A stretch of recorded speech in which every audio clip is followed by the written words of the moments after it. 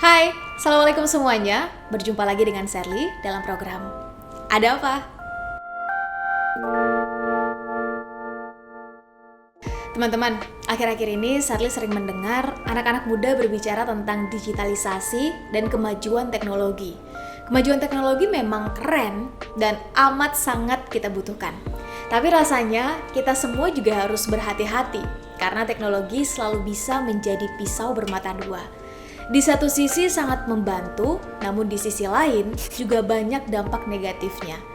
Menurut Center for Global Development, teknologi dan digitalisasi juga berpotensi menurunkan empati.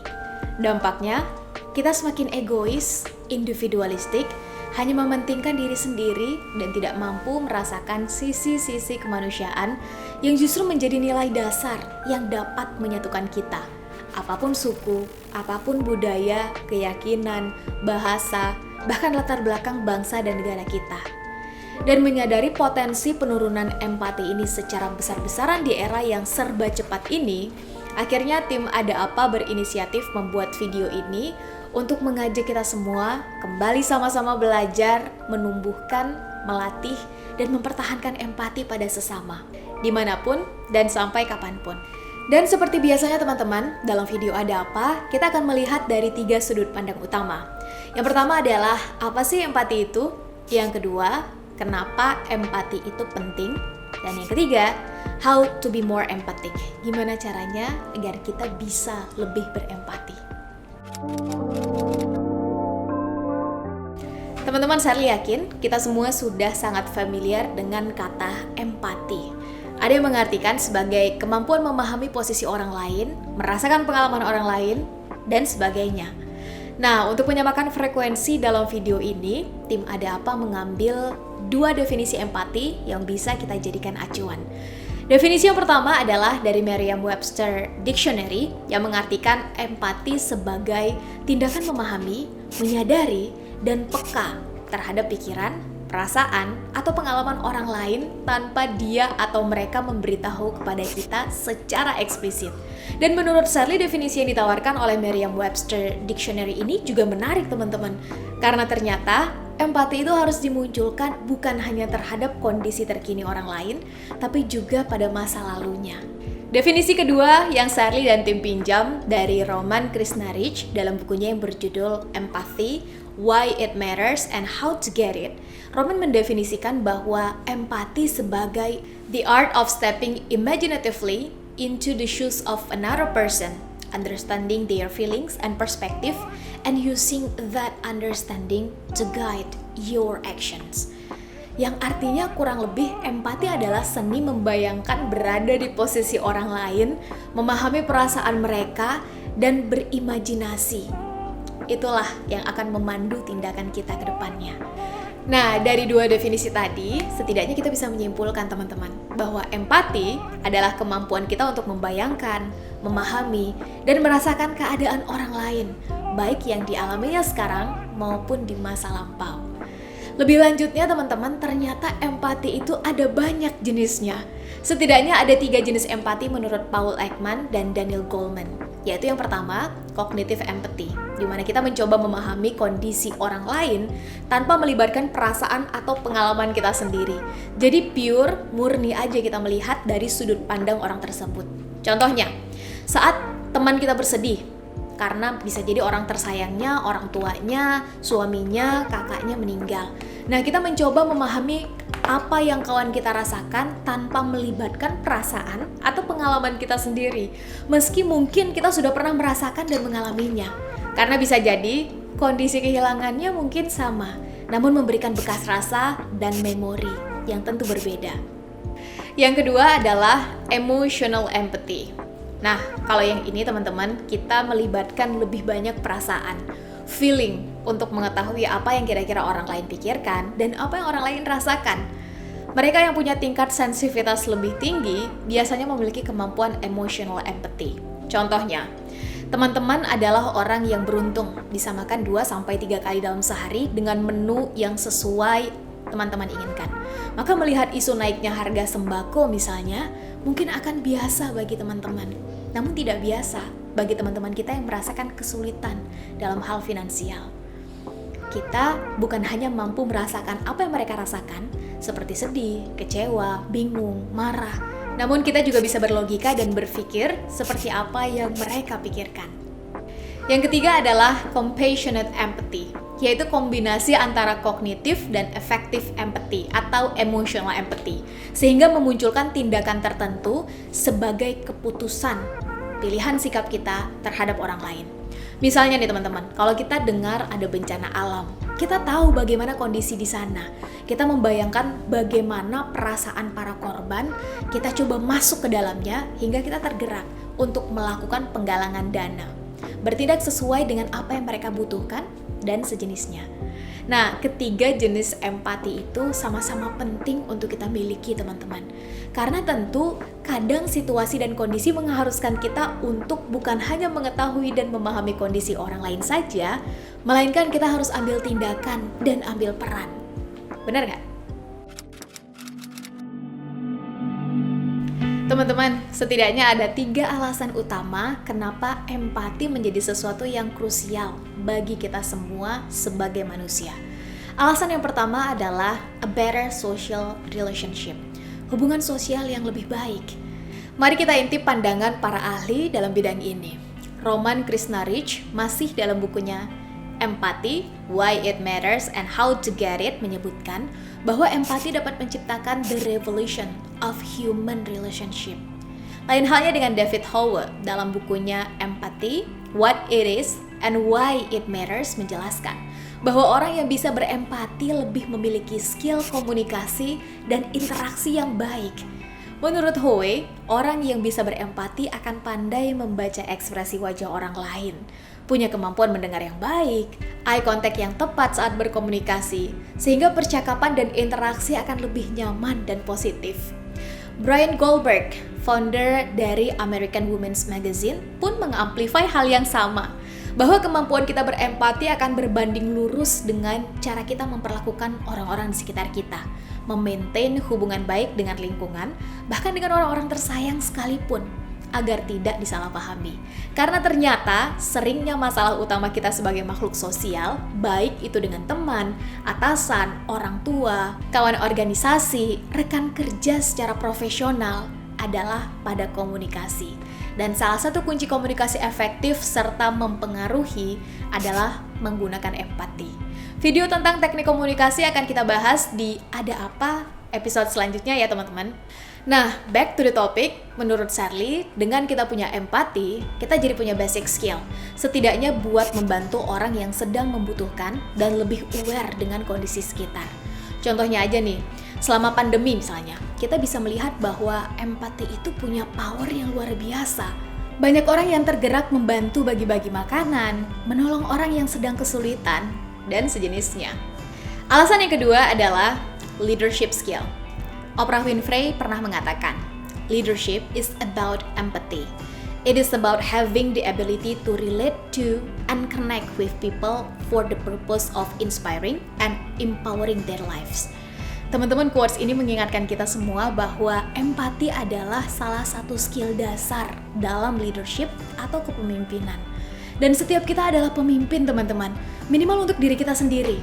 Kita harus bertanggung jawab atas keputusan dan pilihan-pilihan sikap kita. Seorang pemimpin akan mau dan mampu bertindak serta mengambil keputusan bukan hanya untuk dirinya sendiri, namun untuk orang-orang sekitarnya.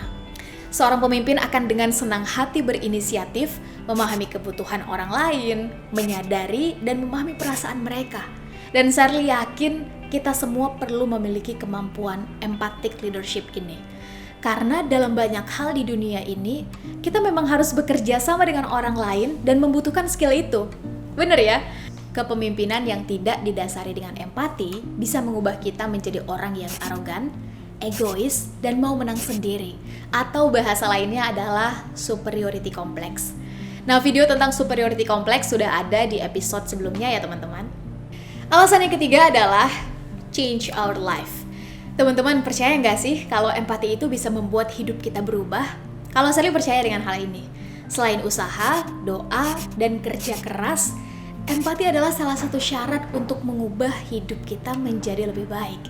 Hal ini dikarenakan dengan empati kita menjadi lebih mudah berinovasi, melakukan sesuatu atau membuat karya yang kreatif dan melakukan perubahan dalam hidup kita. CEO Microsoft, Satya Nadella, bahkan mengatakan, empathy makes you a better innovator. Empati membuat kita memahami apa yang orang lain butuhkan, sehingga kita bisa melakukan inovasi yang barangkali bisa jadi solusi untuk mereka. Dan yang gak kalah pentingnya, seorang yang berempati juga adalah seorang pendengar yang baik, teman-teman. Kita akan lebih mudah menerima, menghargai, bahkan melakukan ide-ide yang mungkin berbeda dengan apa yang kita yakini. Nah, teman-teman, yang membuat pola empati ini menjadi lebih keren adalah ketika innovation and invention, inovasi dan penemuan yang lahir dari diri yang berempati, ini akan cenderung mengubah hidup banyak orang di sekitarnya. Kenapa? Karena biasanya yang mereka lakukan adalah berdasarkan apa yang orang lain butuhkan. Nah, melalui video ini, Sherly ingin berbagi beberapa tips yang sekiranya bisa kita gunakan untuk menumbuhkan empati secara sehat. Tips yang pertama adalah don't judge the others. Teman-teman pasti udah gak asing lagi dengan quotes, don't judge a book by its cover, yang menyiratkan pesan, jangan mudah menghakimi seseorang atau sesuatu hanya dari tampilan luarnya atau yang kelihatan saja. Well, ternyata prinsip ini juga berlaku saat kita ingin belajar menumbuhkan empati, teman-teman. Seorang praktisi kesehatan mental dari Amerika Serikat, Keir Brady, melihat bahwa mengurangi kebiasaan menjudge orang lain dengan pandangan yang negatif justru akan membantu kita menumbuhkan empati. Dan to be honest, I do agree with that. Sherly sangat sepakat dengan ini. Empati hanya akan tumbuh dalam diri kita yang tidak buru-buru menghakimi orang lain, menilai orang lain tanpa pertimbangan yang matang dan logika yang tepat. Saat ada sesuatu yang kita nggak suka misalnya, atau kita nggak senang, bahkan cenderung membenci, maka jangan ambil keputusan apapun, baik keputusan dalam bertindak, dalam menilai, dalam berpikir, bahkan dalam rasa, karena ini akan mempengaruhi the rest, sisanya. Contoh, teman-teman nggak suka dengan satu buku, dan teman-teman sudah memutuskan untuk membenci buku itu. Buku itu nggak bagus, atau karena bukunya dalam bahasa Inggris, kita nggak suka bahasa Inggris, dan kita cenderung menganggap, ya bakal susah deh ini. Maka sampai kapanpun, kita akan sulit mendapatkan hal positif dari buku tersebut. Atau bakal sulit kita mengerti apa yang penulis maksud dalam buku itu. Sama halnya dengan manusia, benda, perspektif, kondisi, situasi, barang, bahkan saat kita belajar sesuatu yang baru. Saat kita dari awal sudah menganggap itu sulit, then the rest will be hard. Sampai seterusnya, itu akan rasa sulit, teman-teman. Ketika kita sudah memberikan judgment atas sesuatu, maka persepsi itu akan muncul. Dan persepsi itu adalah biangnya masalah.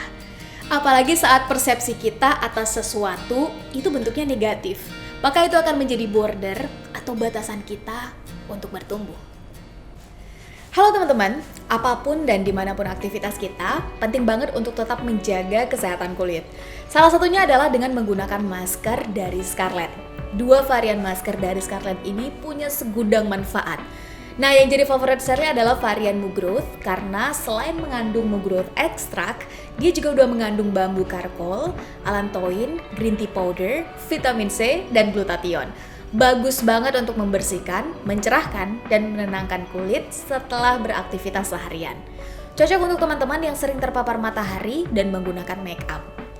Yang kedua adalah varian Soothing and Hydrating.